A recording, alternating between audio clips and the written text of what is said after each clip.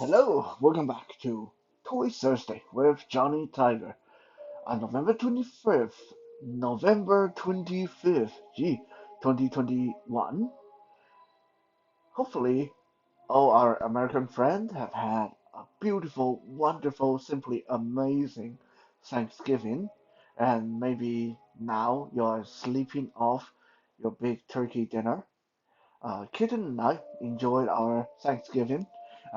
Uh, we actually celebrated Canadian Thanksgiving last month, and then today we celebrated again during the American Thanksgiving.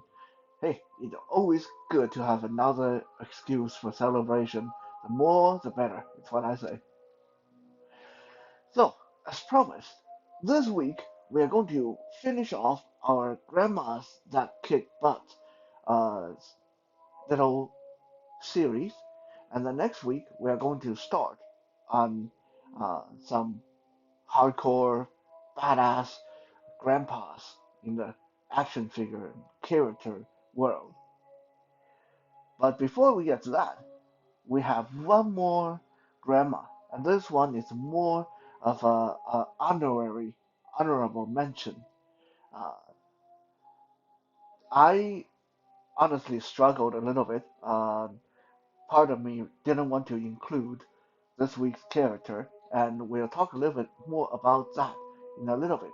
Now, uh, obviously, this very majestic looking gentleman in front of the camera is not our subject of the week. No, he is just here to open the show.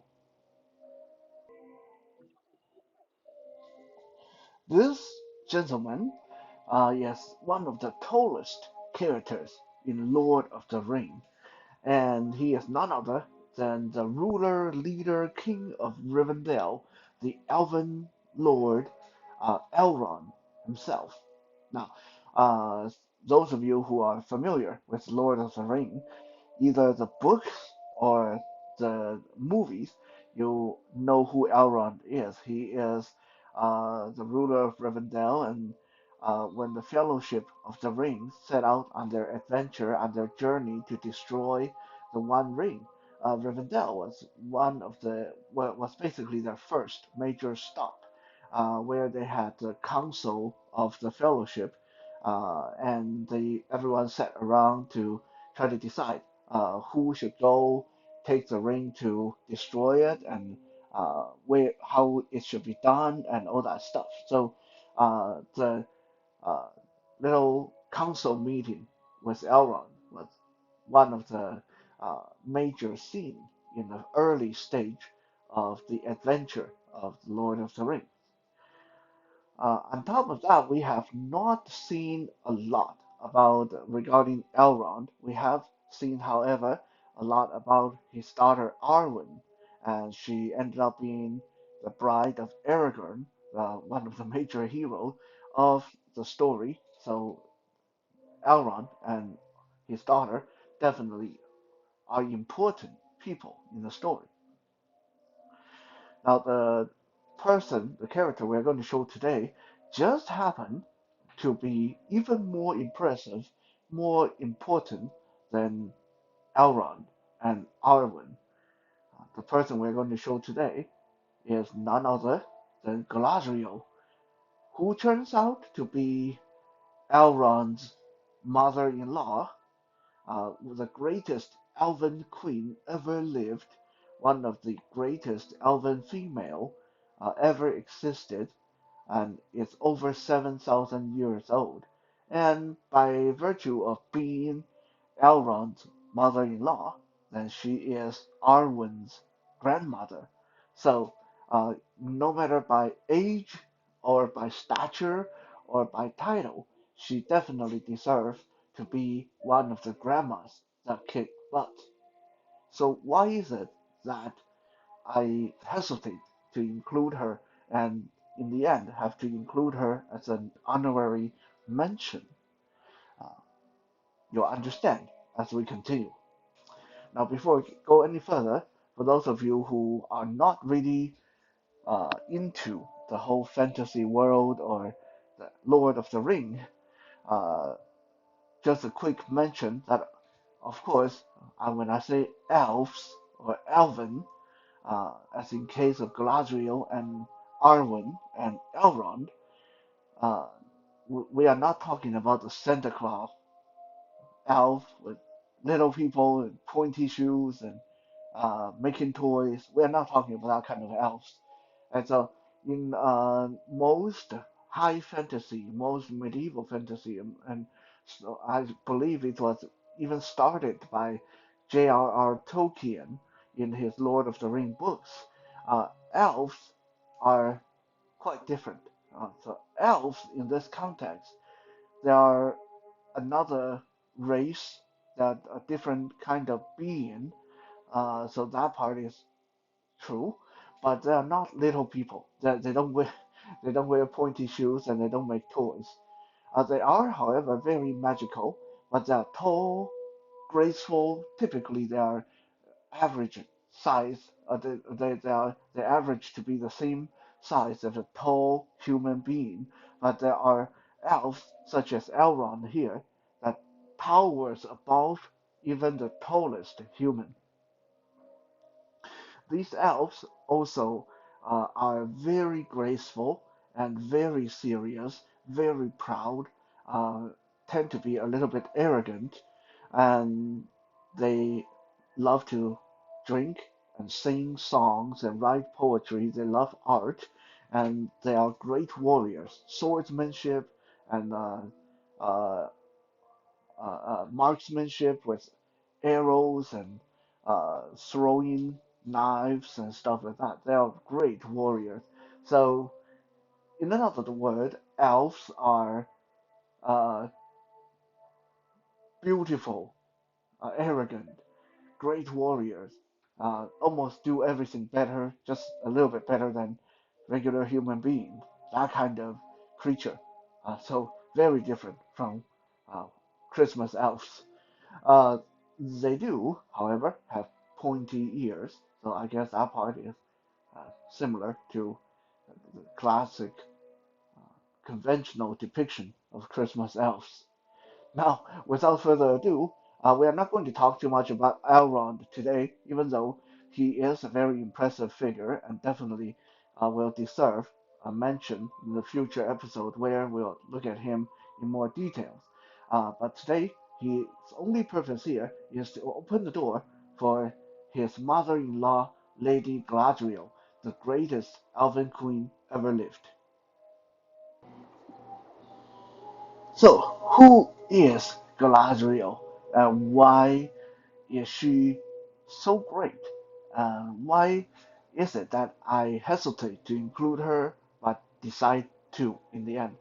Well, let's first look at a little bit of background because when we look at Galadriel in Peter Jackson's Lord of the Rings trilogy movies, we really didn't see much of her. I mean, granted, in the original story, she didn't really have much of a role either. Uh, J.R.R. Tolkien was a little bit of a sexist author and did not include a lot of things for women to do. Uh, if anything, Peter Jackson's movie version of Lord of the Rings actually had better treatment of women than even the original books. But if you read other books by uh, Tolkien, and including the Silmarillion, I don't really know how to pronounce that stuff. Uh, anyway, if you know Lord of the Ring and you know Tolkien, you know what I'm talking about.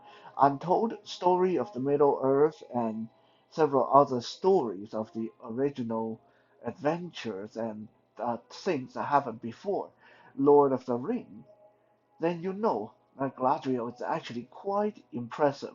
First, she is said to be on the same power level, uh, even greater in some ways than the wizard Gandalf. She is one of the holders of the power rings, one of the original rings controlled by the One Ring uh, that they have to destroy in the story. Uh, Galadriel, by the time Lord of the Ring adventure happened, 7,000 years old. She and her husband, King Silborn, I believe that's his name, uh, they rule the tree-dwelling elves of Leslorian. God, I really am not very good at pronouncing some of these names. Leslorian is this beautiful, beautiful elven country, nation, land that where they live on treetops and basically keep away from the rest of the world.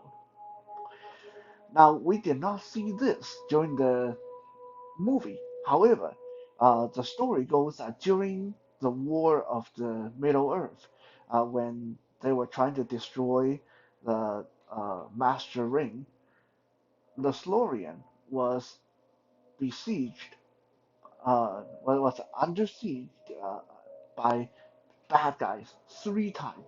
Okay, 3 times the bad guys actually tried to invade the Slorian.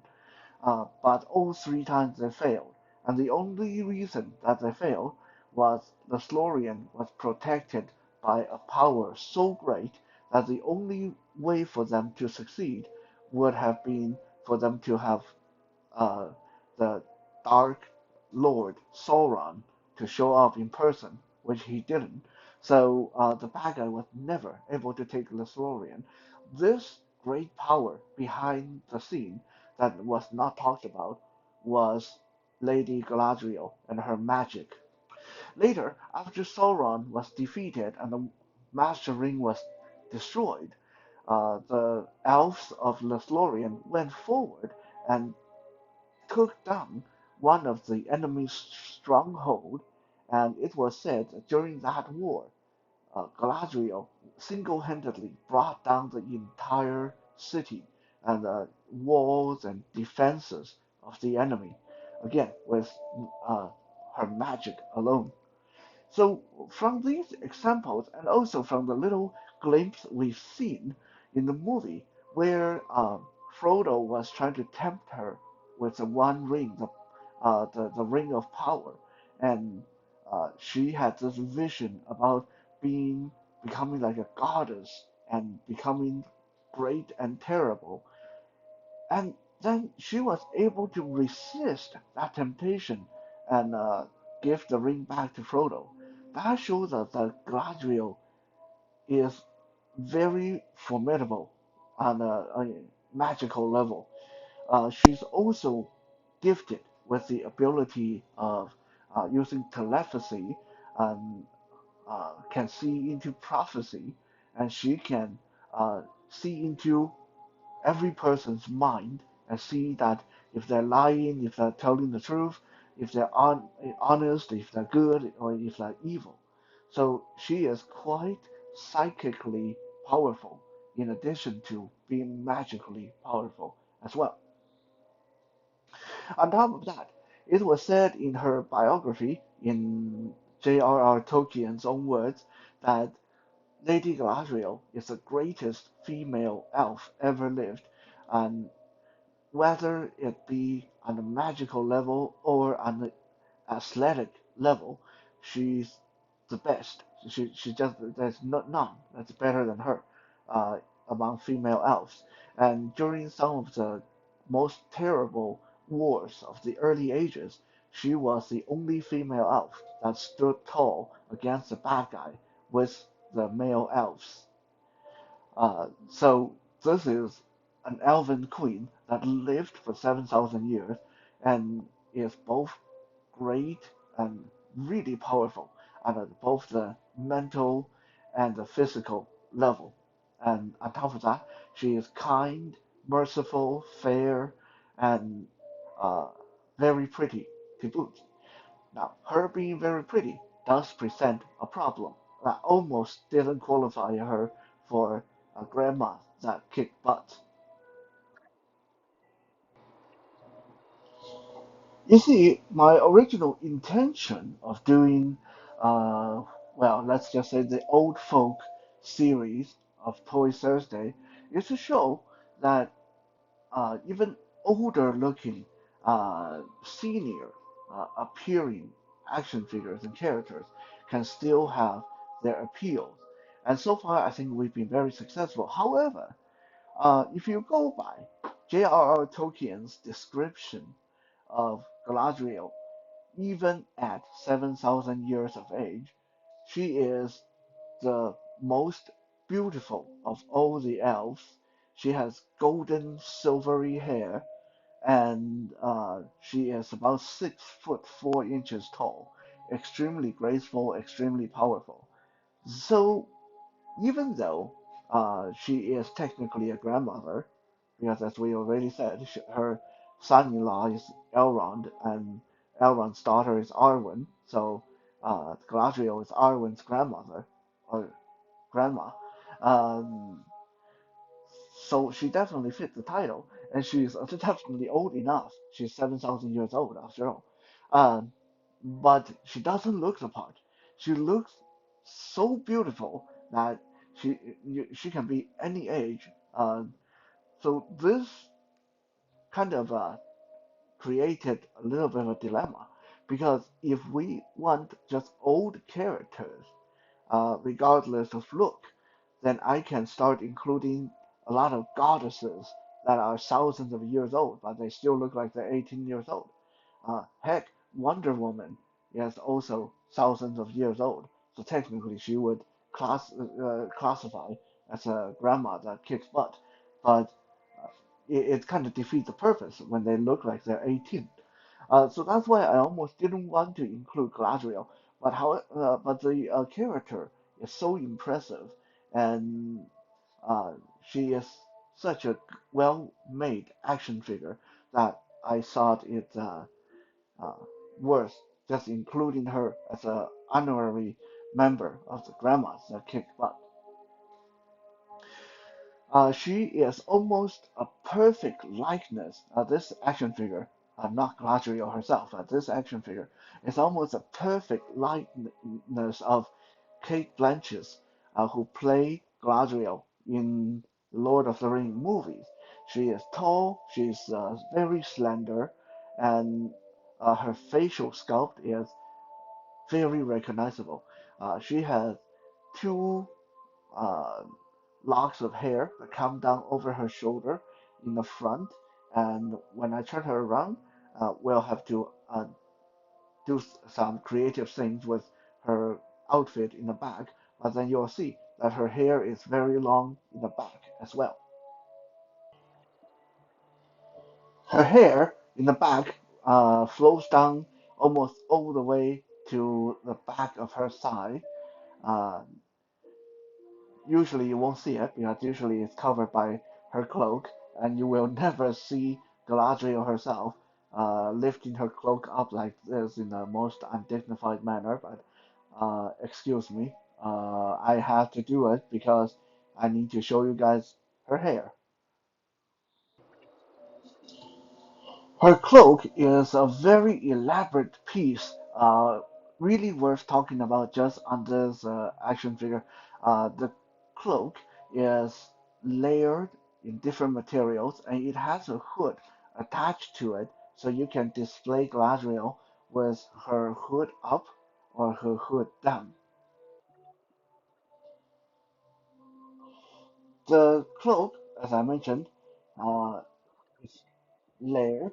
The top layer is this white, thick feeling, very warm feeling actually material that is quite sturdy. And then if you lift up the top layer, here we go again, we're going to do this not very dignified thing of lifting up her cloak. I'm just glad it's her cloak and not her skirt that we have to do this to.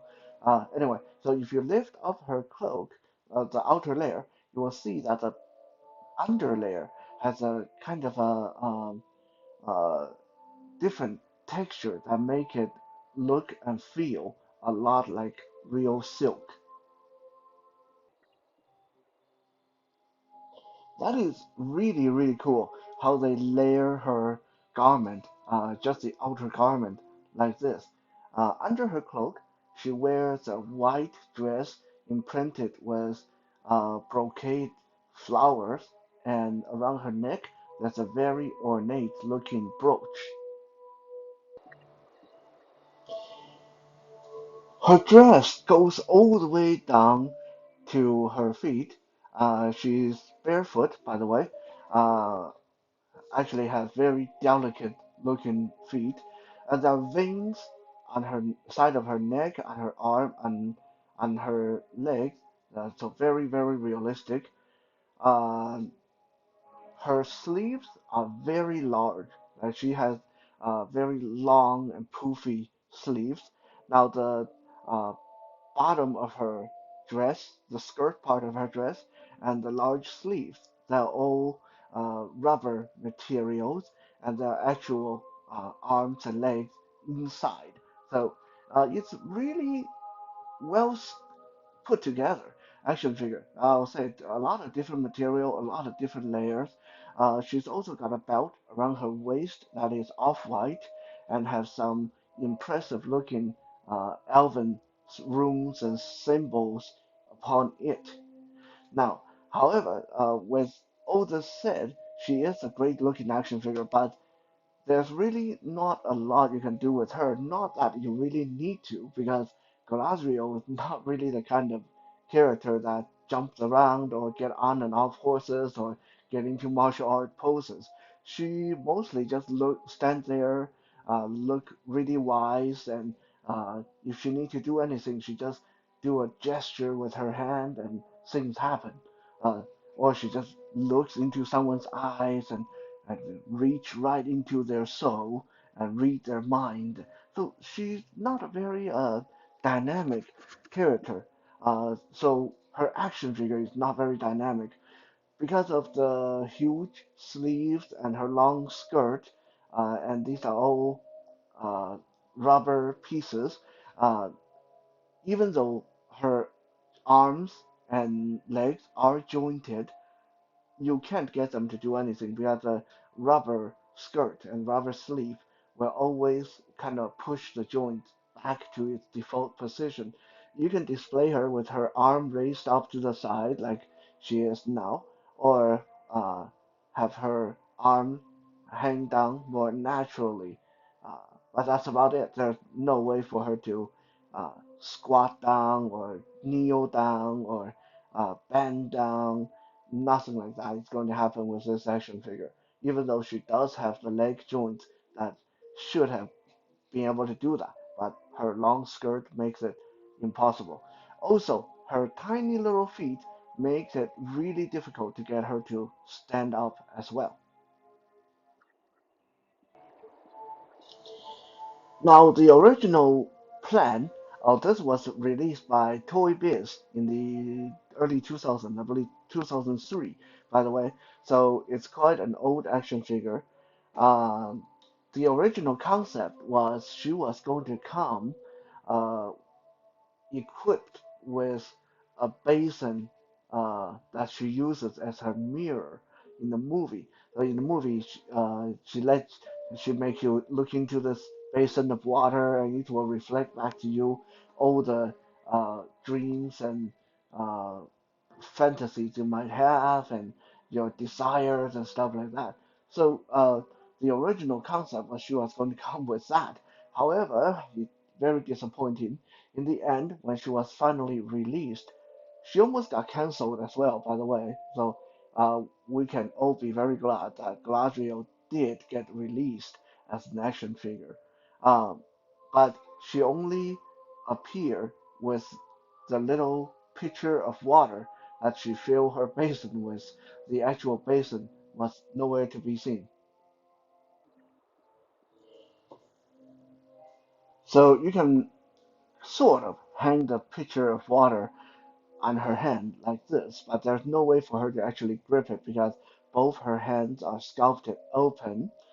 And unfortunately, without the actual basin or an understanding of what the water is all about, when you put this in her hand, that a lot of people will think, well, what's going on here? She's like supposed to be just a serving maid carrying water, or uh, is she supposed to be uh, like uh, a symbol of Aquarius or something like that? Uh, so yeah, the inclusion of a pitcher of water, while if you understand the story, if you know the story, it's meaningful. It is not really ideal and doesn't really add a lot to the character. Now, as I mentioned, that Galadriel, the character, stands about 6'4", so she is very, very tall. So we are going to do a little size comparison to see if the action figure lives up to the height of the original character. Here we have Jon Snow from Game of Thrones, who is about 5'11", 6 feet tall. I'm not quite sure if Jon Snow is actually 6 feet tall, but the action figure himself is 6 inches tall, or maybe a little bit taller. And as we can see, standing on the same base as Galadriel, Galadriel actually towers over him by about half a head. From the side view, we can see, yeah, Galadriel definitely taller than Jon Snow. So I would say that the action figure definitely displays or showcases the height of this elven queen quite well. Now, of course, you stand her next to her son-in-law, King Elrond, who is like one of the tallest uh, humanoid character in Lord of the Ring, with the exception of maybe Sauron. Then she appears a bit on the short side, but that's not her being short. That's just her son-in-law is really tall.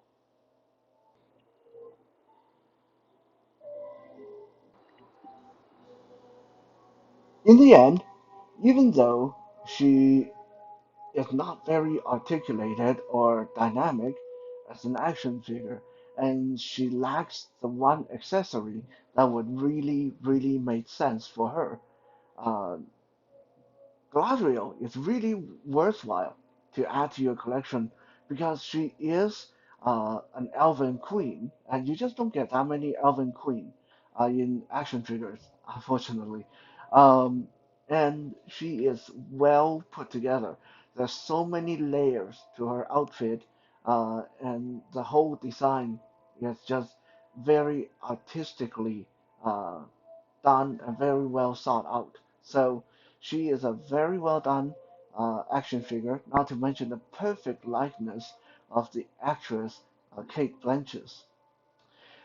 And even though, as a character, she does not look like anyone's idea of a grandmother, she is tall and very beautiful, and she is an elven queen that looks nothing like her 7,000 years of age. Uh, all her deeds and her credentials definitely qualified her to be one of the grandmas that kick butt. So I'm glad that you were able to come here, watch this video, and get introduced to this very interesting, one of the most powerful female characters in the entire Lord of the Ring universe. Next week, as promised, we are going to move on to some equally impressive looking grandfatherly action figures. For now, have a good night.